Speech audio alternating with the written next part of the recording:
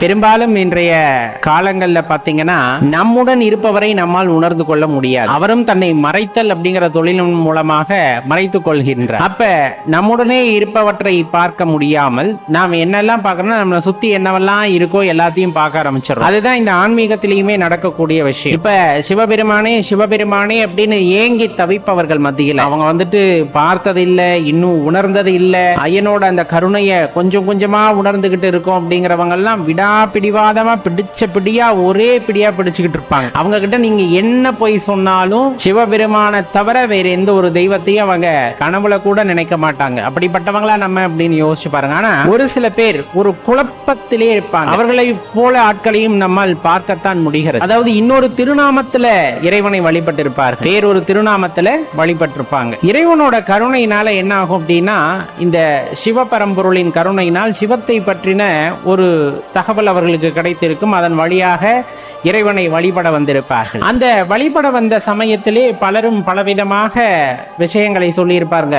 என்னன்னா அவரை வழிபட்டா கஷ்டம் வரும், துன்பம் வரும், இந்த மாதிரி நிறைய விஷயத்தை பத்தி பேச ஆரம்பிக்கிறப்ப எதேர்ச்சியா அவங்க விதிவசத்தினால அந்த நேரத்துல ஏதாச்சும் ஒரு துன்பமோ கஷ்டமோ அங்க வருகிறதுனா இதற்கு காரணம் வழிபாடுதான் அப்படின்னு நினைச்சிட்டு வேண்டாம் வேண்டாம் நம்மளுக்கு இது ஒத்து வராது அப்படின்ட்டு இன்னொரு தெய்வத்தை வழிபட போவாங்க. அப்படி போறவங்க பாத்தீங்கன்னா அந்த தெய்வத்தையும் பிடித்திருப்பார்களா அப்படின்னா கிடையவே கிடையாது. அவர்களுக்குள்ள மனக்குழப்பத்தின் காரணமாக அடுத்தடுத்த தெய்வங்களை நாடி சென்று கொண்டே இருப்பார்கள். அடுத்தடுத்த தெய்வம்னா நிறைய தெய்வம் அல்ல, ஒரே தெய்வம் தான். அந்த ஒரு திருநாமத்தை பிடித்துக் கொள்ள மாட்டார்கள்.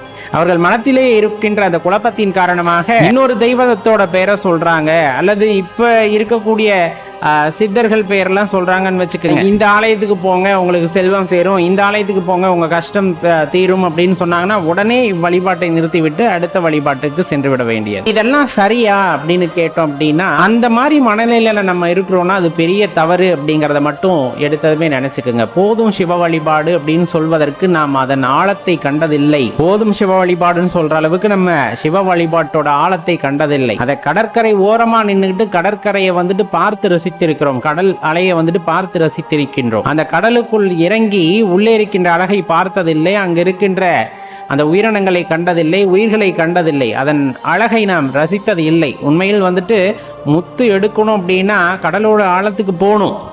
அப்ப சிவபக்தியில வந்துட்டு ஒரு முழுகி போறவங்களுக்கு தான் அந்த கடல்ல இருக்க முத்து எடுக்கிற மாதிரியான ஒரு அனுபவம் அவங்களுக்கு கிடைக்கும். மாறா அந்த கடற்கரை ஓரத்துல நின்றுகிட்டு நம்ம பார்க்கிறோம் அப்படிங்கும் போது அதனுடைய அழகத்தான் பார்க்க முடியும். சிவபக்தினா இவ்வளவு சிறப்பானது அப்படிங்கிறத பார்க்கத்தான் முடியுமே தவிர அதை உணர முடியாது. இது பெரிய பெரிய சான்றோர்கள் எல்லாம் கூறுவது. அப்ப நம்ம என்ன பண்ணணும் அப்படின்னா அதன் அடியாளத்தை உணர்வதற்கு தெரிந்து கொள்வதற்கு முயற்சி செய்ய வேண்டும். அதனுடைய வேரை உணர்ந்து கொள்வதற்கு முயற்சி செய்ய வேண்டும். மாறாக யாராவது ஒருவர் கூறுகிறார் அப்படிங்கிற காரணத்திற்காக இப்பொழுது சிவபெருமானை வழிபடுகின்றேன், அடுத்து இன்னொருத்தர் சொன்னா இன்னொரு பெயர்ல இறைவனை வழிபடுகின்றேன், இன்னொருத்தர் சொன்னா இன்னொரு இறைவனை வழிபடுகின்றேன் அப்படின்னா அந்த நிலைத்தன்மை வாழ்க்கையில இருக்காது. அவர்கள் எல்லாம் என்ன விஷயத்தை எதிர்பார்க்கிறார்கள் என்றால் பொன் பொருள் வந்துட்டு வேண்டும் அப்படிங்கிற மனநிலையில இருக்கக்கூடியவர்களாக இருப்பார்கள். நிம்மதி எங்க போனா கிடைக்கும் அப்படின்னு எதிர்பார்க்கக்கூடியவர்களாக இருப்பார்கள். தன்னிடம்தான் நிம்மதி இருக்கிறது என்று உணர்ந்த ஒருவரால் தான் சிவ வழிபாட்டை தொடர்ந்து செய்ய முடியும். அந்த நிம்மதியை உணர்ந்து அமைதியை உணர்ந்து அந்த அமைதியிலே தொடர்ந்து நீடித்திருக்கும் பொழுதுதான் சிவ வழிபாட்டை தொடர்ந்து செய்ய முடிகிறது. அவ்வாறு செய்யப்படுபவர்களுக்கு தான் ஒவ்வொரு படிநிலையா கடந்து அவர்களுக்குமே எடுத்ததுமே இறைவன் உணர்த்தி விடுகிறாரானா கிடையாது. அவர்கள் பக்குவப்பட வேண்டும், அவர்கள் இல்லம் பண்பட வேண்டும், ஒரு நிலையை எட்ட வேண்டும். அவ்வாறு எட்டிய பிறகுதான் அவர்களுக்கு அடுத்த படிநிலையை பற்றி சிவபெருமான் எடுத்துரைக்கின்றார். தனது அடியார் பெருமக்கள் மூலமாக, குருவின் மூலமாக அல்லது தானே குருவாக இருந்து எடுத்துரைக்கின்றார். அப்ப தெளிவா தெரிந்து கொள்ள வேண்டிய விஷயம், இறைவன் பல நாமங்களிலே இருந்தாலும் ஓர் நாமத்தை பிடிக்க வேண்டும், ஓர் நாமத்தை இருக பிடிக்க வேண்டும். எவ்வளவு துன்பம் வந்தாலும் சரி, எவ்வளவு இன்பம் வந்தாலும் சரி, எவ்வளவு கடக்க முடியாத கஷ்டமாக இருந்தாலும் சரி, அதனையெல்லாம் கடந்து நாம் அவரையே பிடித்திருக்க வேண்டும். அதுதான் உன்னதம். ஒரு திருநாமத்தை சொல்லி திருநாமத்தை வழிபடுங்கள் அப்படின்ட்டு சொல்றாங்க. இதை வழிபட்டால் இம்மந்திரத்தை சொன்னால் உங்களுக்கு இவர்கள் வசியமாவார்கள், அவர்கள் வசியமாவார்கள். வசியம் பண்ணி என்ன பண்ண போறோம்? வசியம் பண்ணி என்ன பண்ண போறோம்? நம்ம மனசவே நம்மளால வசியம் பண்ண முடியாது. நீங்க வசியம் பண்ணி ஒரு இடத்துல நிறுத்துங்க மனசை, கஷ்டம். அப்புறம் பிறரை வசியம் பண்ணி என்ன பண்ண போறீங்க? பணத்தை வசியப்படுத்தலாம். பணத்தை வசியப்படுத்தி அடியேன் திருப்பி கூறுவது, உங்கள் மனதை உங்களால் வசியப்படுத்த முடிந்தால் அனைத்தையும் வசியப்படுத்தி விடலாம். அதை விட்டுவிட்டு மாறாக பல நாமங்களிலே இறைவனை வழிபடுவதன் மூலமாக பணம் வசியமாகும் அல்லது இன்னொரு நபர் வசியமாவார், இதெல்லாம் தவறு இல்லையா? நம்ம மனசவே நம்மளால வசியம் பண்ண முடியல, நம்ம மற்றவங்களை வசியம் பண்ண முயற்சி செய்யறோம் அப்படின்னா அது பெரிய தவறு. முதலில் நம் மனம் நம் கட்டுப்பாட்டிற்குள் இருக்க வேண்டும். அப்ப அதற்கு ஒரே ஒரு வழி என்னன்னு பார்த்தா சிவபெருமானை வழிபடுவது, தியானிப்பது. சிவபெருமானை எண்ணி தியானிப்பது. கஷ்டம் யாருக்குங்க வராம இருக்கு? இந்த உலகத்துல கஷ்டம் இல்லாத மனிதர்களை நம்மளால யாரையாச்சும் ஒருத்தரை கை நீட்டி காட்ட முடியுமா?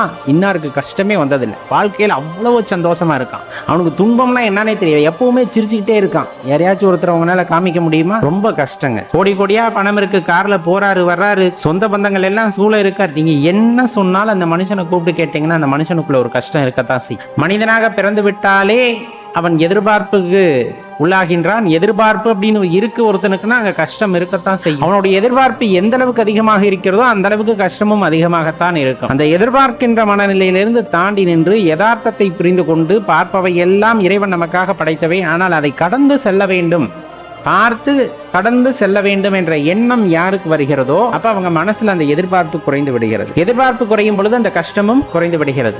அதுக்குத்தான் எப்பவுமே சொல்றது, பிடிச்சா உடும்பு பிடியா பிடிக்கணும். யார?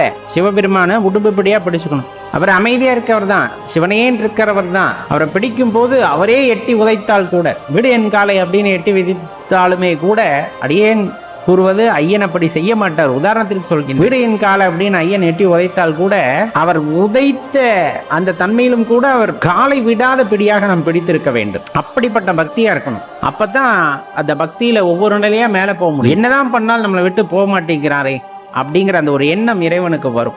அப்பதான் உங்களுக்கு அல்லது நமக்கு அந்த உணர்தலை இறைவன் ஏற்படுத்துகின்றார். ஏதோ ஒரு நொடி பொழுதுல கண்டிப்பா செய்வார். ஏன்னா எல்லாமே நீதான் அப்படின்ட்டு இருக்கும், எல்லாமே நீதான், சகலமும் நீதான், பார்ப்ப எல்லாம் நீதான் அப்படின்னு இருக்கிறப்ப யாராச்சும் இன்னொரு திருநாமத்தை சொல்றாங்க, அதை பிடிச்சுக்கிட்டு அப்படியே போங்க, பணம் சேரும் புகழ் சேரும் அப்படின்னாலும் நம்ம மயங்காம அந்த மாயை காட்படாமல், எனக்கு தெரிஞ்சது பஞ்சாட்சரம் தான், எனக்கு தெரிஞ்சது பஞ்சாட்சரம் தான், நான் சொல்றது பஞ்சாட்சரம் தான், இந்த பஞ்சாட்சரத்தை தவிர என் வாயில எந்த நாமமும் வராது அப்படிங்கிற அந்த உறுதிப்பாடோட நம்ம இருக்கோம்னா இறைவன் சாட்சாத் உடனிருப்பவர் தன்னை வெளிப்படுத்தி, என மறைத்தல் தொழில் செய்து கொண்டிருக்கிறார் அல்லவா, உள்ளிருந்து மறைத்து கொண்டிருக்கின்றார். அப்படி இருக்கிறவர் தன்னை வெளிப்படுத்தி நமக்கு உணரச் செய்து நம் வாழ்க்கையை அடுத்த நிலை நோக்கி கடத்தி செல்வார். அப்படின்னா அதுல கொஞ்சம் கூட உங்களுக்கு சந்தேகம் வேண்டாம், கொஞ்சம் கூட சந்தேகம் வேண்டாம். கண்டிப்பா அப்பா நம்ம கையை பிடிச்சி அமைதியா கூட்டு போவார். நம்ம அவர் போற வழியில அப்படியே போகணும், அப்படியே அவர் என்ன சொல்றாரோ அதை கேட்டுக்கிட்டு அப்படியே போகணும். அந்த வாழ்க்கை தான் நம்மளுக்கு ரொம்ப ஆனந்தமான வாழ்க்கை. இதைத்தானே எல்லாருமே எதிர்பார்க்கிறோம்.